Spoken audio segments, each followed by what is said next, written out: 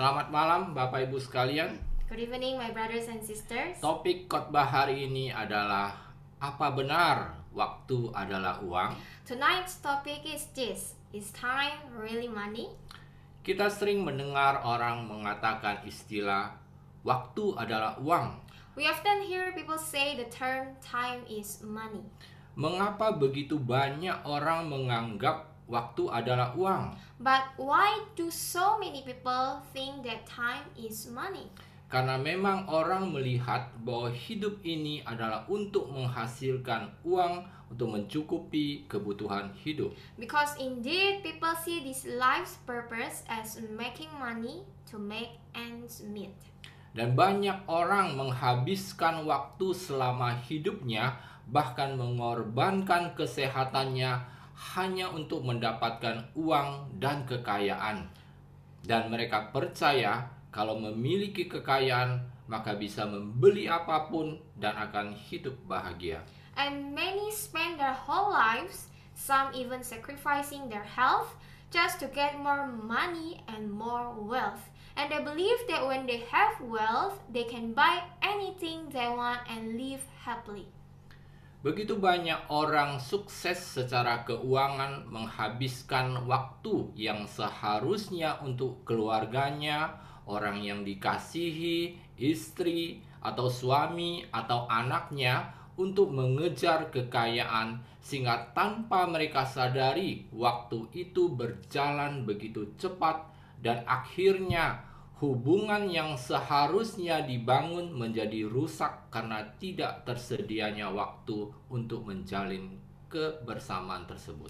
So many people who are financially successful spend time that should have been for their family, the loved ones, wife or husband or children to earn more money, without them realizing that time goes so fast, and eventually the relationship that should have been built becomes broken because there was no time spare to build that togetherness.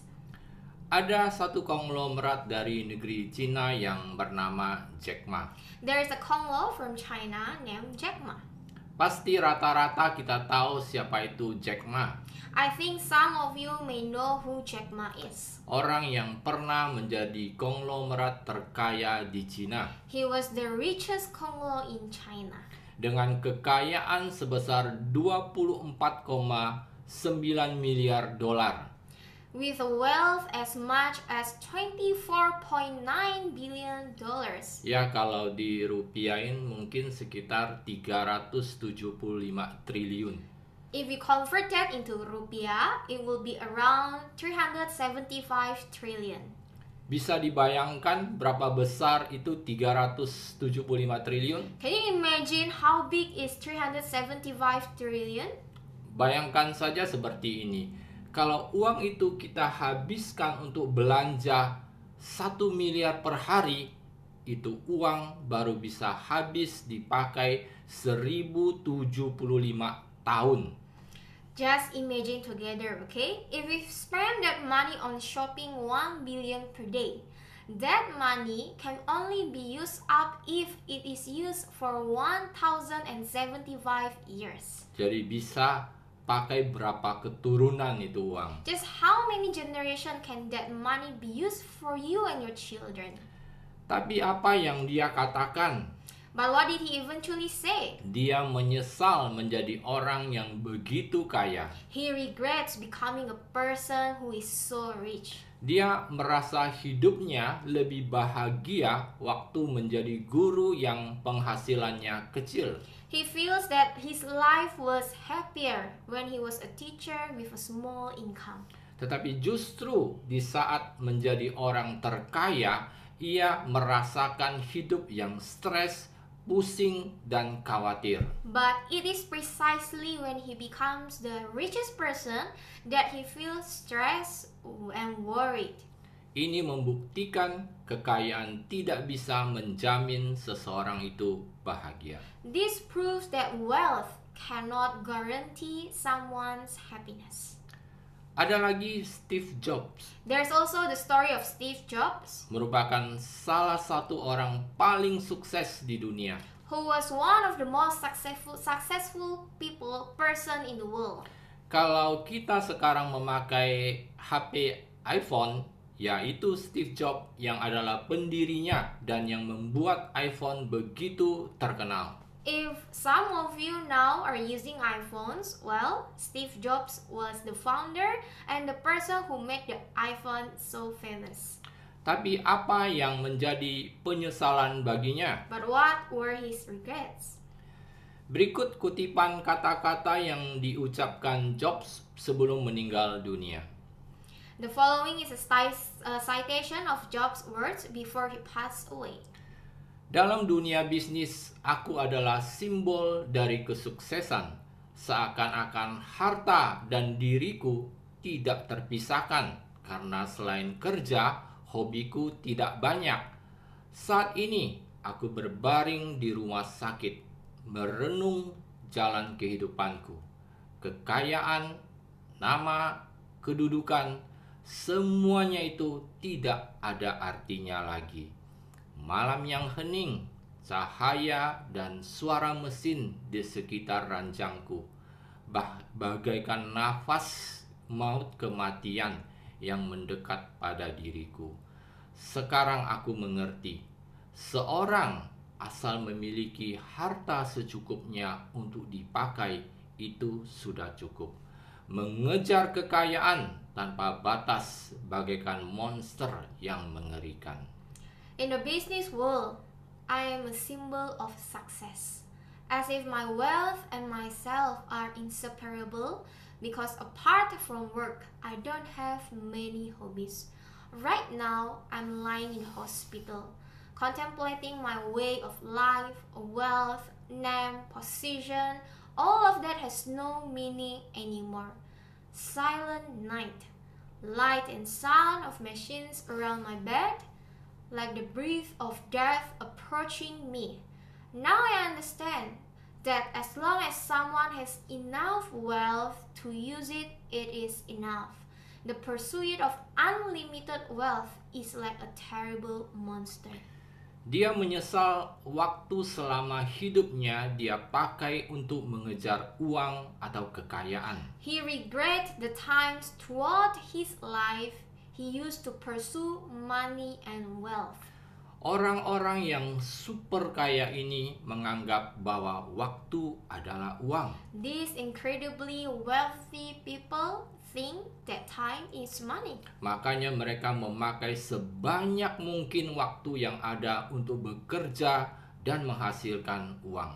That's why they use as much time as possible to work and make money. Mungkin mereka bisa bekerja 15 jam per hari. They may even work 15 hours a day. Tetapi ujung-ujungnya mereka menyesal dan membuktikan bahwa uang tidak bisa membeli kekayaan. But in the end, they regret. They regret it and prove that money cannot buy happiness. Banyak orang yang belum pernah kaya selalu membayangkan, Many people who have never experienced such wealth always imagine like this. andaikan saya kaya raya, pasti saya akan bahagia. If only I were rich, I would definitely be happy. Semua bisa diselesaikan dengan uang dan kekayaan saya. Everything can be solved with my money and wealth. Tetapi justru dari kesaksian orang-orang yang super kaya, mereka malah tidak mengalami kebahagiaan. Saya rasa ini adalah pelajaran buat setiap kita. But precisely, the testimonies of the extremely wealthy speak the loudest when they do not experience happiness. I think this is a lesson for each of us. Mari kita lihat firman Tuhan di 1 Timotius 6 ayat 8 sampai 12. Jadi, jika kita memiliki cukup makanan dan pakaian, marilah kita berpuas diri. Tetapi orang-orang yang ingin menjadi kaya jatuh ke dalam pencobaan dan terperangkap oleh banyak keinginan yang bodoh dan merugikan, yang menjerumuskan mereka ke dalam kehancuran dan kebinasaan. karena cinta akan uang adalah akar dari segala kejahatan, dan beberapa orang karena mendambakan uang telah menyimpang dari iman yang benar dan menyiksa diri mereka dengan banyak duka. Tetapi kamu, Timotius, yang adalah hamba Allah, jadi larilah dari semua hal yang jahat ini, mengejar kesalehan dan kehidupan yang kudus bersama dengan iman, kasih, ketekunan, dan kelemah lembutan. Perjuangkan perjuangan yang baik untuk iman yang benar. Pegang erat-erat kehidupan kekal yang kepadanya Tuhan telah memanggil kamu, yang telah kamu nyatakan dengan sangat baik di hadapan banyak saksi. Let us look at the word of God in 1 Timothy chapter 6 verses 8 to 12. So if we have enough food and clothing, let us be content. But people who long to be rich fall into temptation and are trapped by many foolish and harmful desires that plunge them into ruin and destructions. For the love of money is the root of all kinds of evil, and some people, craving money, have wandered from the true faith and pierced themselves with many sorrows. But you, Timothy, are a man of God, so run from all these evil things. Pursue righteousness and a godly life, along with faith, love, perseverance, and gentleness. Fight the good fight for the true faith. Hold tightly to the eternal life to which God has called you, which you have declared so well before many witnesses. Firman ini menjelaskan supaya kita tidak menjadi hamba uang dan memakai semua waktu yang ada hanya sekedar mencari uang sebanyak mungkin. This word explains that we should not become slaves to money and spend all the available time we are given just to make as much money as possible. Karena justru itu akan membuat kita jatuh ke dalam berbagai duka. Because that will make us fall into various sorrows. Memang bekerja untuk mendapatkan uang secara benar itu penting, tetapi jangan sampai kita mengorbankan semuanya hanya karena uang saja. Indeed, it is important to work to earn money properly, but don't we sacrifice all we have just because of money. Sama seperti Steve Jobs dengan anaknya yang bernama Lisa. Hubungan mereka sangat tidak baik, tetapi saat terakhir Steve Jobs sakit keras dan anaknya Lisa mengunjungi dia. Ini yang Steve Jobs katakan, "Aku tidak menghabiskan waktu cukup denganmu ketika kamu kecil. Aku berharap punya lebih banyak waktu. Sekarang sudah terlambat. Kamu tidak bersalah, Liz. Aku meminta maaf, Liz. Aku harap bisa memutar balik waktu. Aku berharap bisa mengubahnya, tapi sudah terlambat." Just like Steve Jobs with his daughter Lisa, their relationship was not very good.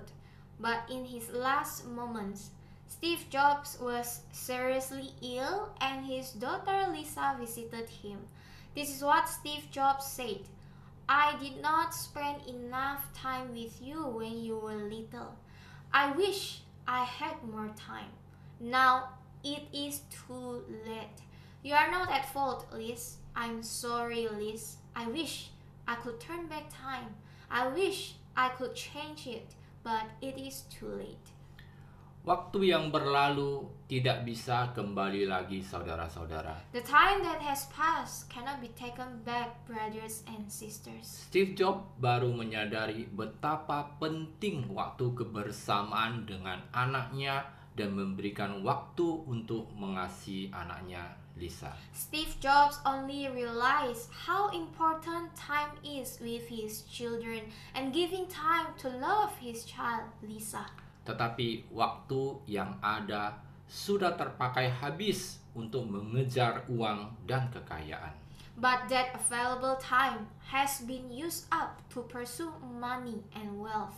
dan semua sudah terlambat. and it's all too late. Penyesalan selalu datang belakangan. Regret always comes later. Jadi, pergunakanlah waktu yang ada dengan bijaksana. So use the time you have wisely. Firman Tuhan mengajarkan kita di Mazmur 90 ayat 12, "Ajarilah kami menghitung hari-hari kami sedemikian, sehingga kami beroleh hati yang bijaksana." The Word of God teaches us in Psalm 90:12, "Teach us to number our days in such a way that we may have a wise heart." Janganlah kita terjerumus dalam keserakahan dan menjadikan uang adalah segala-galanya dalam hidup ini. Uang memang penting, tetapi uang bukanlah segalanya. Let us not fall deep into greed and lift up money as everything in this life. Money is indeed important, but money is not everything.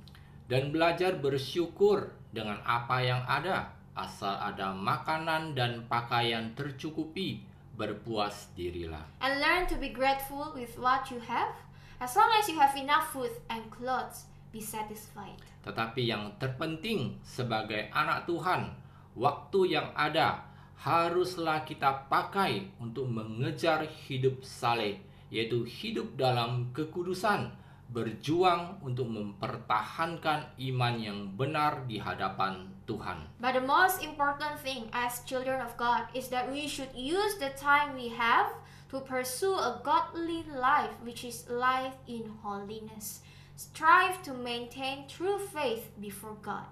Dan berjuang untuk mendapatkan kehidupan kekal di surga yang menjadi tujuan bagi setiap anak Tuhan, bukan kekayaan. And strive to gain eternal life in heaven, which is the goal for every child of God, not wealth.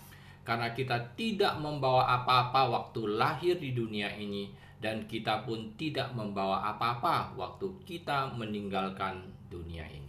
Because we didn't bring anything when we were born in this world, and we will also not take anything with us when we leave this world. Waktu adalah anugerah yang Tuhan berikan. Pergunakanlah untuk kemuliaannya. Time is a God-given grace. Use it for His glory. Karena kita diciptakan memang tujuannya untuk kemuliaannya. Seperti firman-Nya di Yesaya 43 ayat 7 mengatakan, "Bawalah semua yang mengklaim Aku Tuhan mereka, karena Aku telah membuat mereka untuk kemuliaan-Ku. Akulah yang membuatnya." For we were created truly for His purpose, for His glory, as His word speaks in Isaiah 43 verse 7. "Bring all who claim me as their God, for I have made them for my glory. It was I who created them."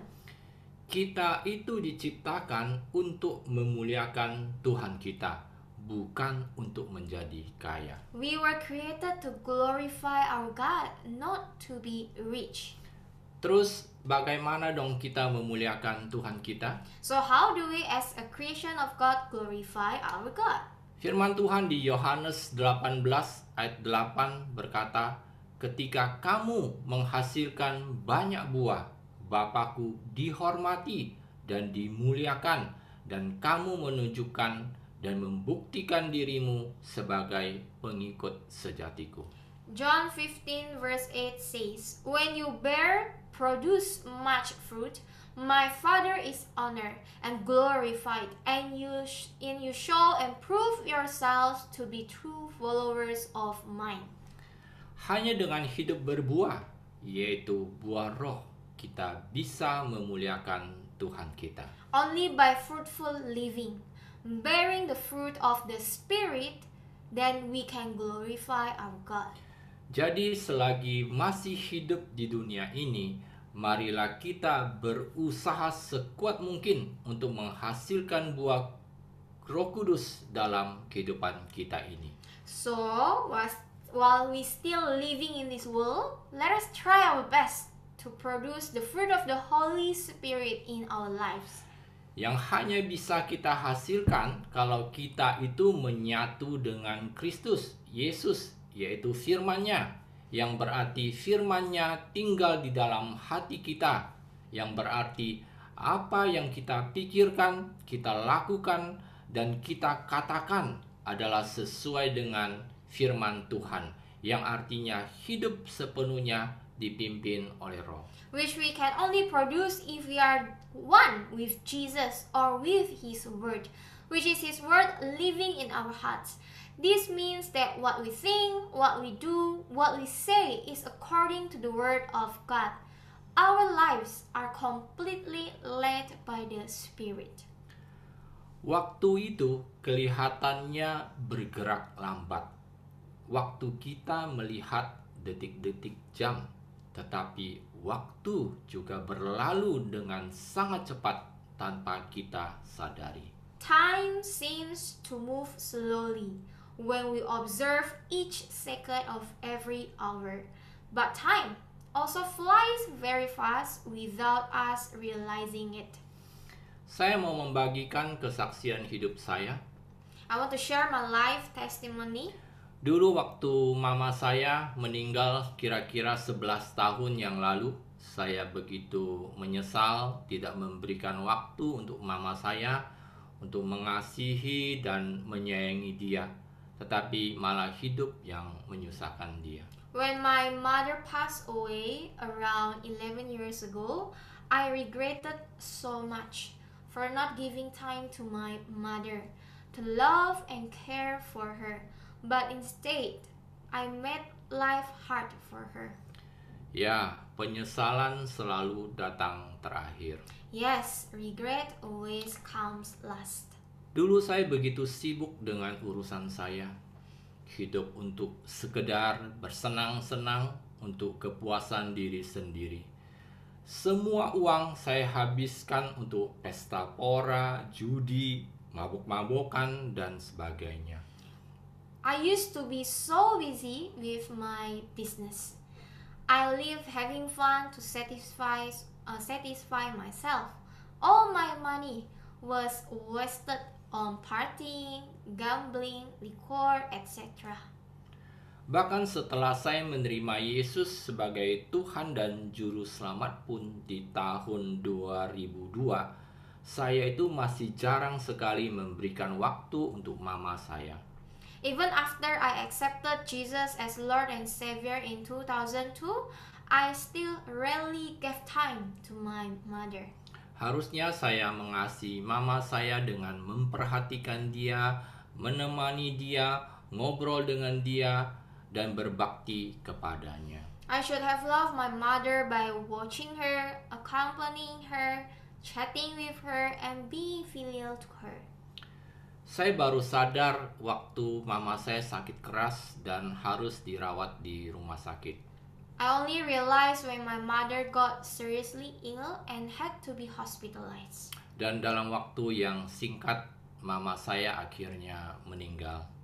Dan saya menyesal sekali waktu itu. And in a moment, my mother passed away. And I regret so much that time. Tetapi waktu tidak bisa dimundurin lagi. But you cannot rewind the time.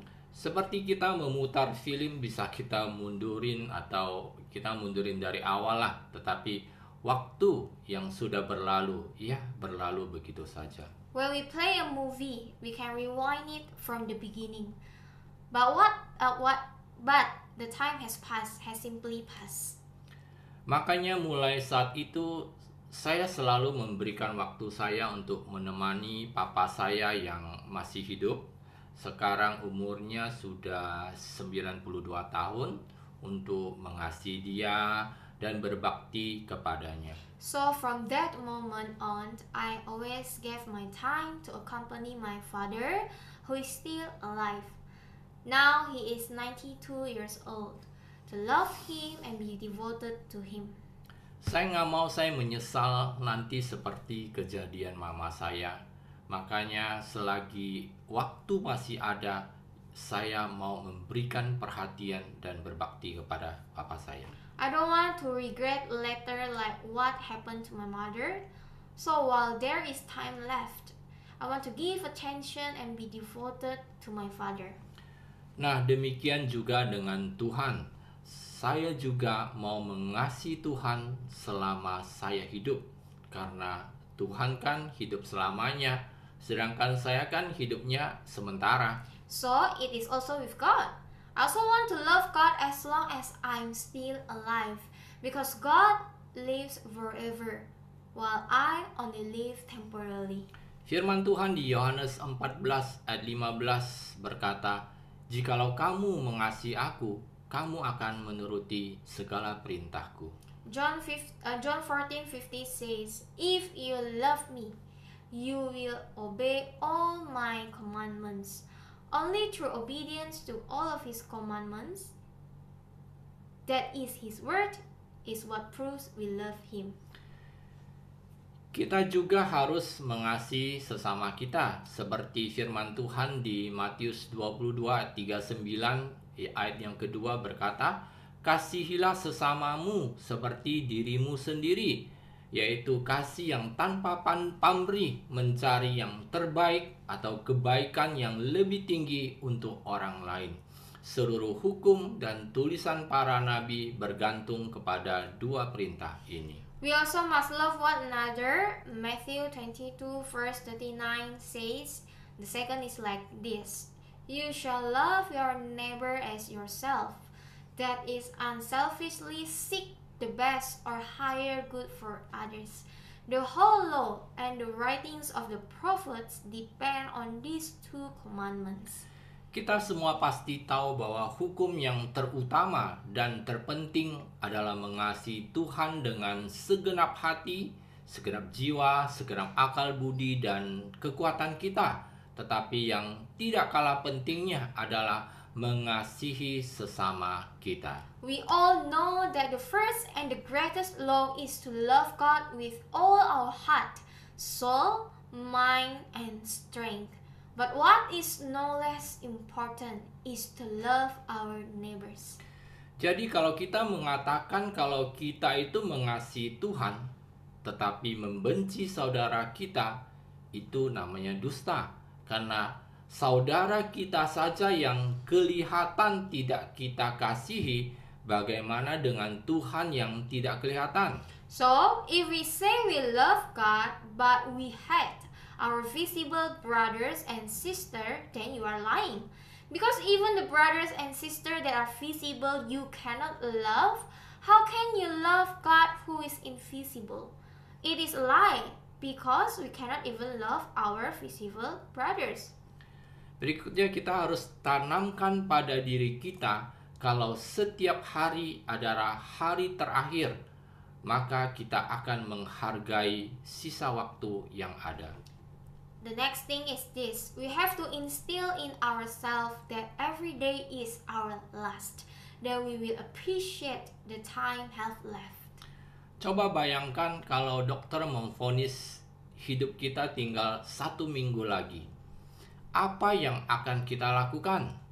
Apakah kita akan memakai waktu yang tersisa untuk mendapatkan uang sebanyak mungkin? Tentu tidak.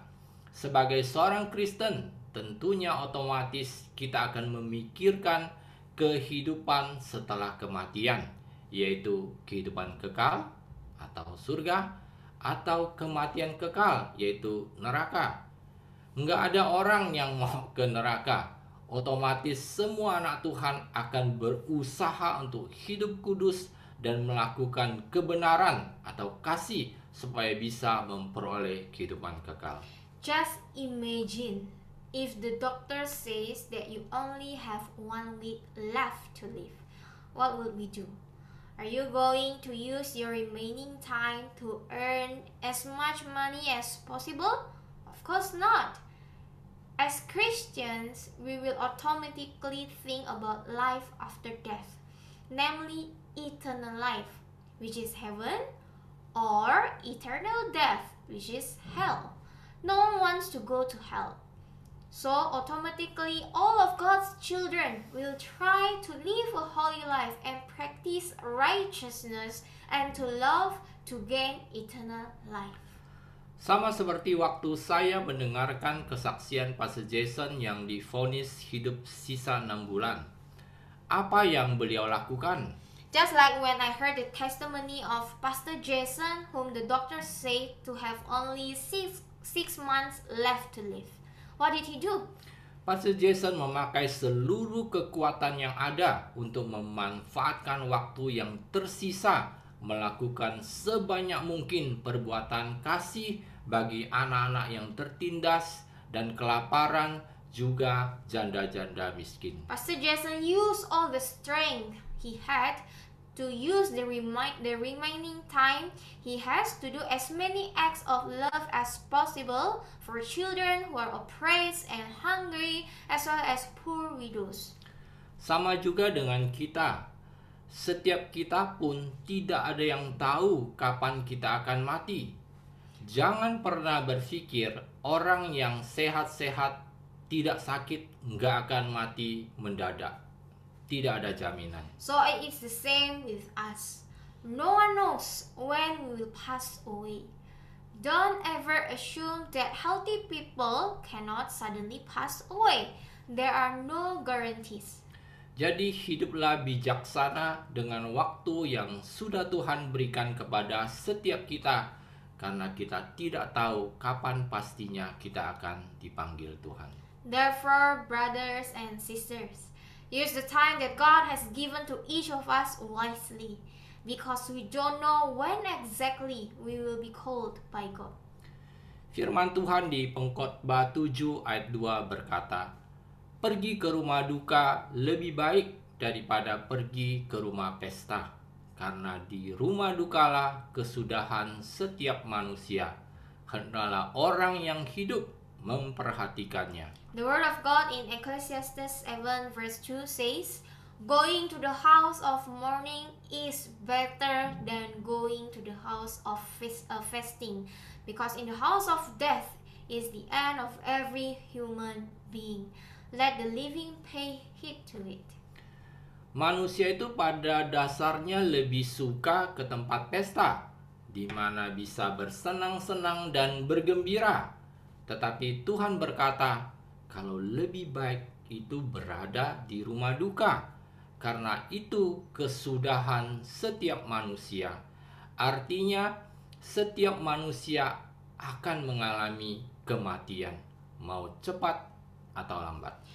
People in its nature prefer to go to parties where they can have fun and be happy. But God said it is better to go to a funeral home, because that is the place where lives end. This speaks that every human being will experience death, whether quick or slow. Tuhan tahu pada dasarnya manusia akan seperti itu. Makanya firman Tuhan mengatakan, hendaklah manusia memperhatikannya. Manusia itu secara alami tidak akan memperhatikan hal ini. Tetapi dengan menyadarinya, maka setiap kita akan hidup lebih bijaksana. God knows humans naturally tend to be like that. That's why this word says, let the living pay heed to it. Humans naturally will not pay attention to this, but only by realizing it can each of us live wiser. Dulu waktu istri dari teman saya meninggal, saya itu berada di rumah duka beberapa hari. Waktu itu saya diminta sharing firman untuk acara penghiburan di rumah duka. Waktu saya duduk di situ, saya melihat mayat yang terbaring, dan saya tahu suatu saat waktunya saya yang akan terbaring di peti mati itu. Back when my good friend's wife passed away, I was at the funeral home for a few days. At the time, I was asked to share the word for consolation at the funeral home. When I sat there, I saw a corpse lying, and I knew one day I will be the one lying in that coffin. Pertanyaannya, apakah saya mengakhiri seperti istri teman saya ini? The question is this: will I finish my race like my friend's wife did? Karena saya tahu bagaimana istri teman saya ini berjuang melawan kanker selama 7 tahun. Dan sampai akhirnya dia tetap bersyukur, tetap percaya sepenuhnya, dan bersandar sepenuhnya kepada Tuhan. Because I know how my friend's wife fought cancer for 7 years, and until the end, she remained grateful, still believe completely, and rely completely on God. Sungguh, dia mengakhiri pertandingan iman yang baik. Truly, she ended the race of faith well. Saya salut. I salute her. Bagaimana saya melihat dia mau menerima porsi atau bagiannya dalam penderitaan dan kesakitan dan tetap berkata, Tuhan Yesus baik. Dan hidup menyembah Yesus sebagai Tuhan satu-satunya dalam kehidupannya. How I saw her willing to accept her portion in suffering and pain and still say, my Lord Jesus is good, and live by worshiping Jesus as the one and only God in her life.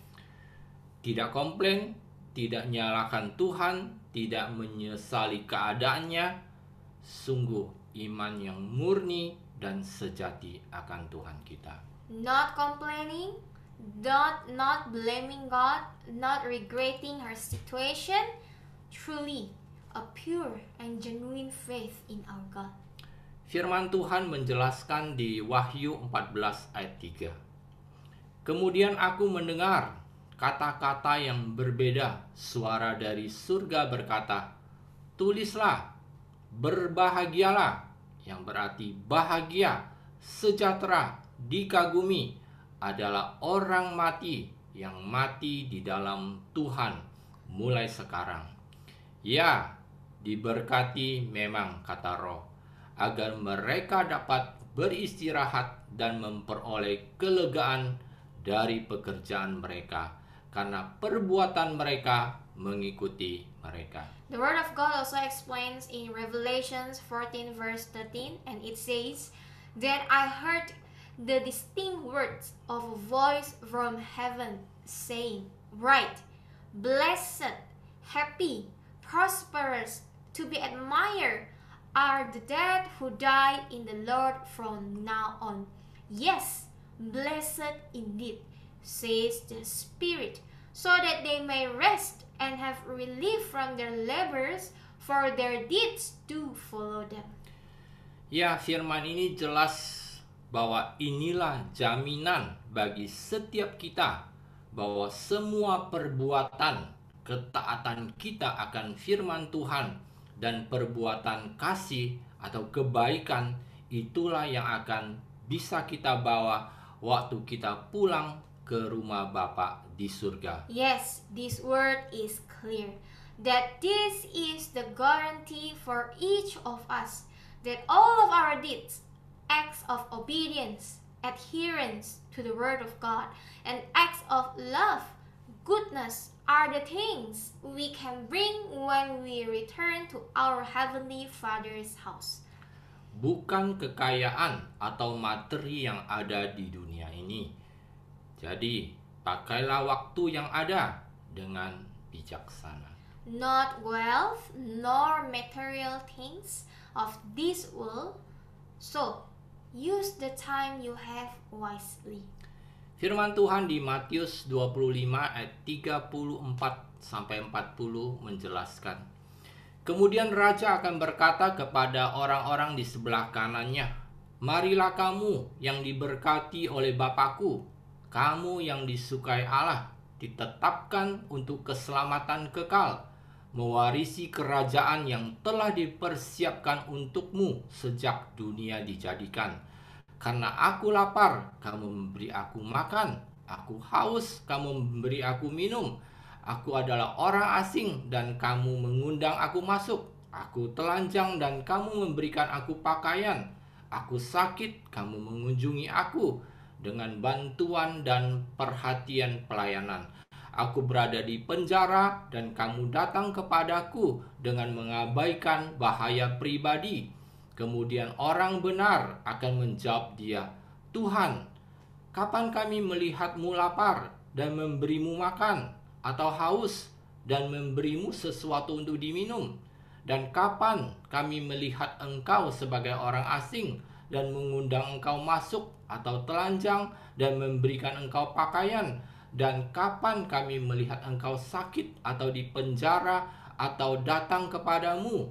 Raja akan menjawab dan berkata kepada mereka, Aku meyakinkanmu dan dengan sangat sungguh-sungguh mengatakan kepadamu, sejauh kamu melakukannya untuk salah satu dari saudaraku ini, milikku, bahkan yang paling kecil sekalipun, kamu melakukannya untukku. The word of God in Matthew 25 verses 34 to 40 says, Then the king will say to those on his right, Come, you blessed of my Father, you favor of God, and appointed to eternal salvation. Inherit the kingdom prepared for you from the foundation of the world. For I was hungry, and you gave me something to eat. I was thirsty, and you gave me something to drink. I was a stranger, and you invited me in. I was naked, and you clothed me. I was sick, and you visited me with help and ministering care. I was in prison, and you came to me, ignoring personal danger.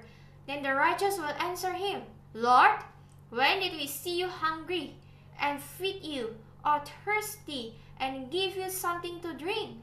And when did we see you as a stranger and invite you in, or naked and clothe you? And when did we see you sick or in prison and come to you?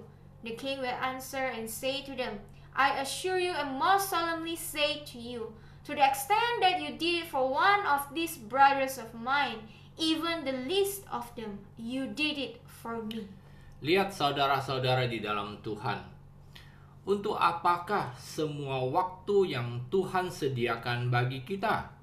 Apakah sekedar untuk mengejar ambisi kita, atau kita mau memakai waktu kita untuk dijadikan investasi di kerajaan Allah? Karena semua perbuatan baik yang kita lakukan di dunia ini bisa menjadi investasi di surga nanti.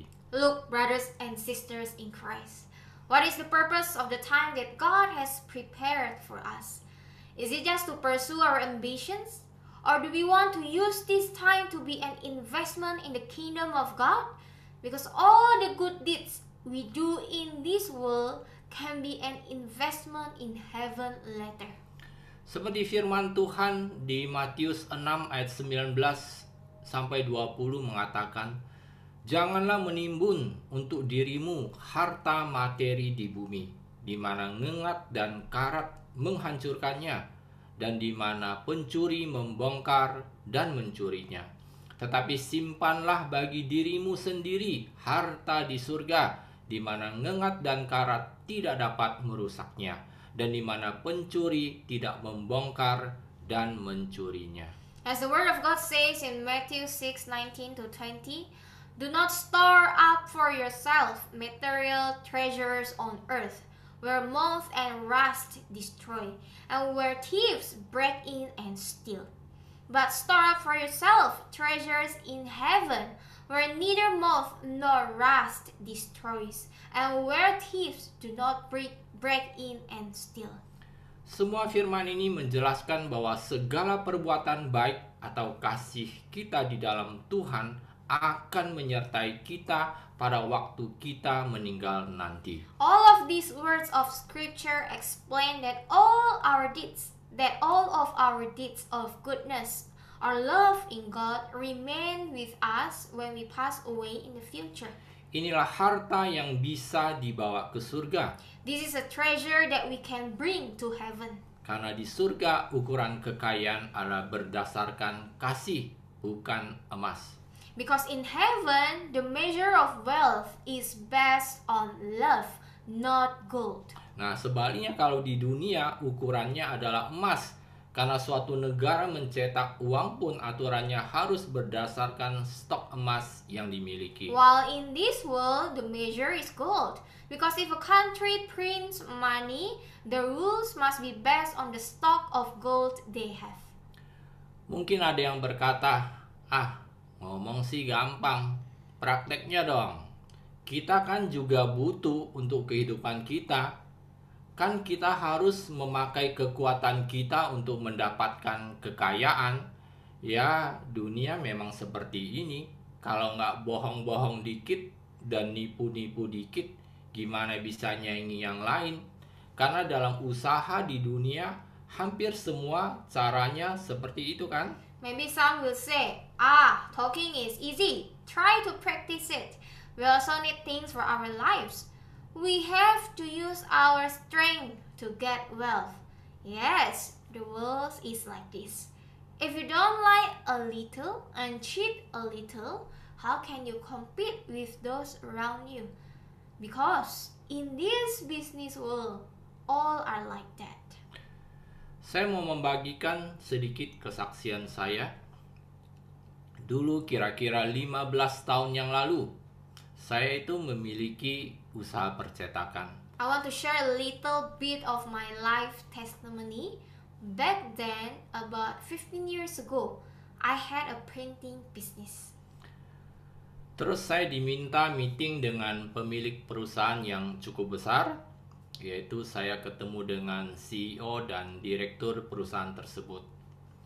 Saya ini selalu membiasakan diri untuk berdoa dan meminta penyertaan Tuhan setiap meeting dengan customer saya.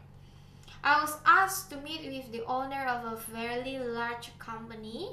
Yes, I met the CEO and the director of the company. I always made it a habit to pray and ask for God's presence to be with me in every meeting with my customers. Karena saya tahu bahwa saya itu benar-benar butuh penyertaan Tuhan dalam kehidupan saya, termasuk bisnis. Because I know that I really need God's presence to be in my life, including in my business. Jadi pagi itu saya berdoa, Roh Kudus Allah, tolong sertai saya, urapi saya, buat meeting saya berhasil. Terus pada saat meeting, CEO-nya berkata kepada saya, Pak, kami ada launching produk cukup banyak, sekitar 200 produk. Saya mau kasih ke Bapak semuanya. Jadi Bapak atur aja, harganya terserah Bapak.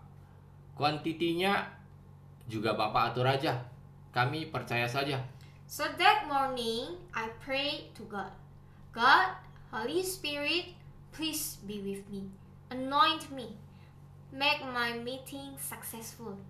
Then during the meeting, the CEO said to me, Sir, we have quite a lot of product launch projects. Around 200 products. I want to give them all to you. So just set it everything up.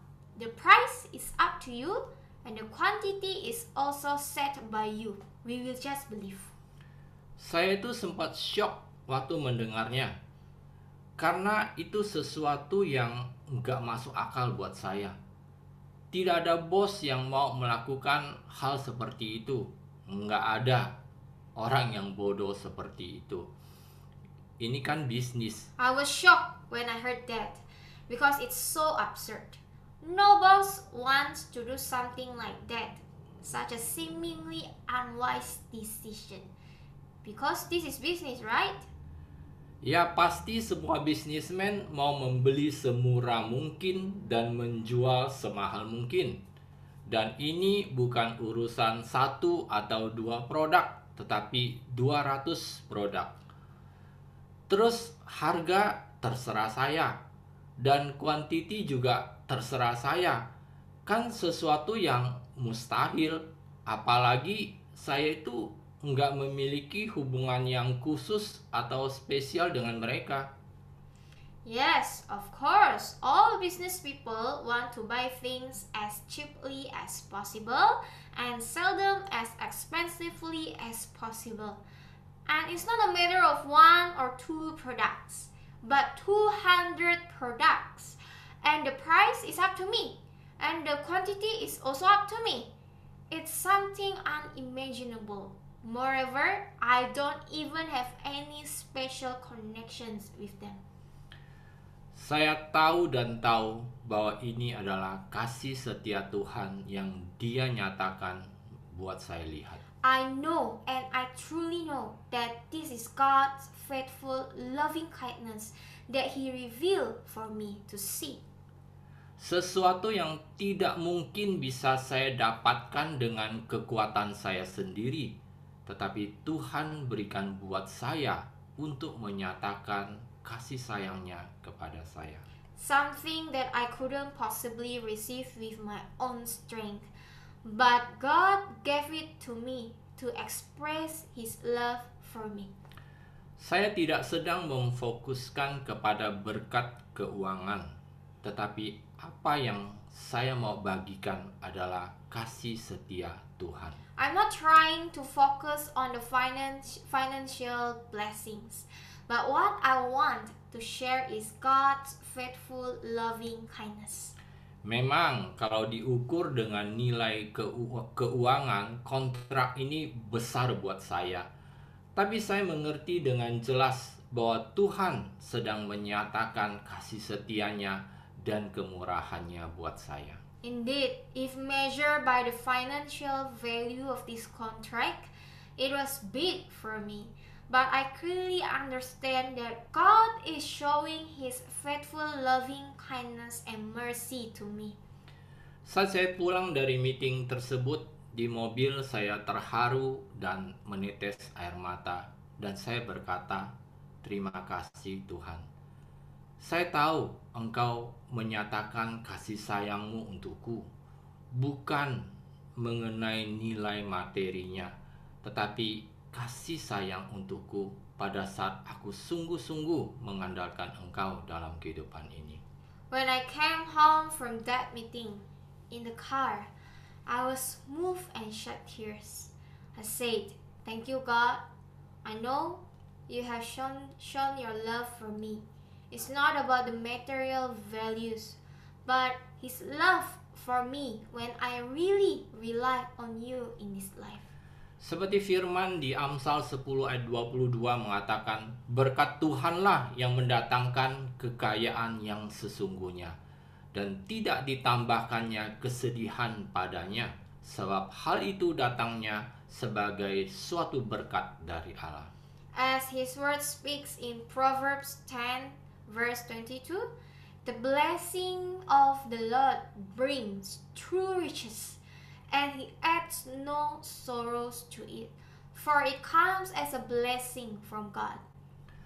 Berkat dari Tuhan ujung-ujungnya tidak mendatangkan kesedihan atau duka, tetapi selalu ada kedamaian dan ketentraman, karena diperoleh dengan cara yang benar dan sesuai dengan firman-Nya. In the end, blessings from God do not bring sadness or grief, but always peace and tranquility, because they are obtained in the right way and accordance with His word. Tetapi ada Kristen yang memakai cara dunia untuk mendapatkan kekayaan, seperti menipu, manipulasi, korupsi, dan lain-lain, sehingga ujung-ujungnya mendatangkan kedukaan dan kesedihan di dalam kehidupan mereka. But there are Christians who use worldly methods to gain wealth, such as cheating, manipulation, corruption, etc., so that in the end it brings sorrow and sadness into their lives. Ya, Tuhan kita sanggup memenuhi segala kebutuhan kita, termasuk keuangan kita yang banyak menjadi fokus Kristen sekarang ini. Seperti di firman di Filipi 4 ayat 19 mengatakan, dan Allah yang memelihara aku ini akan memenuhi segala kebutuhanmu dan dari kekayaannya yang mulia yang telah diberikan kepada kita dalam Kristus Yesus. Yes, our God is able to meet all of our needs, including our financial needs, which is what a lot of Christians focus on nowadays. As in His word in Philippians 4 verse 19 says, "And this same God who takes care of me will supply all your needs from His glorious riches, which have been given to us in Christ Jesus." Tuhan akan melakukan bagiannya sebagai pemelihara kita. Tetapi ada syaratnya. Ada bagian kita dulu yang harus kita lakukan, bukan sebaliknya menuntut Tuhan melakukan bagiannya terlebih dahulu. God will do His part in taking care of us. But there is a condition. There is our part we have to do first, instead of demanding God to do His part first. Saya mau tutup dengan firman Tuhan di Matius 6 ayat 33 yang berkata, "Tetapi pertama-tama dan yang paling penting, carilah," yang berarti bidik dan kejarlah kerajaannya dan kebenarannya, caranya dalam bertindak dan menjadi benar, memiliki sikap dan karakter Tuhan, dan semua hal ini akan diberikan kepadamu juga. I want to bring this sermon to a close with a word of God from Matthew 6:33, and it says, "But first and most importantly, seek, which is aim at, strive after His kingdom and His righteousness, His way of doing and being right, the attitude and character of God. And all these things will be given to you also." Firman ini menjelaskan, seperti orang memanah, mereka akan membidik dahulu targetnya. Demikian juga dalam kehidupan ini. Apa sih yang menjadi target kita? Bukan uang, tetapi kerajaan Allah, yaitu hidup kudus seperti Tuhan kita dan mengejar kebenarannya, yaitu melakukan segala sesuatu yang benar sesuai dengan firman-Nya yang adalah kebenaran mutlak. This word explains that like an archer who will first aim at the target, likewise in this life, what are we aiming for? Not money, but the kingdom of God, which is to live our lives holy like our God, and to pursue His truth, doing everything right in accordance with His word, which is the absolute truth. Waktu yang Tuhan berikan bagi setiap kita seharusnya kita pakai untuk berjuang hidup kudus dan benar di hadapan Tuhan. The time that God has given to each of us should be used to strive to live a holy and righteous life before God. Selebihnya, apa yang dicari orang di luar Tuhan, yaitu makanan dan pakaian yang menjadi kebutuhan manusia. The rest is what people outside of God are looking for, food and clothing, which are human needs.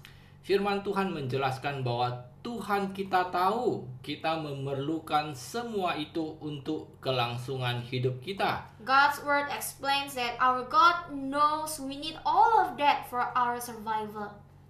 Dan Tuhan berjanji di firman-Nya bahwa Dia akan memberikan semua yang kita butuhkan, asalkan kita fokus dan berjuang untuk hidup kudus dan benar di hadapan-Nya terlebih dahulu. And God promises in His word that He will give us everything we need, as long as we focus and strive to live a holy and righteous before Him first.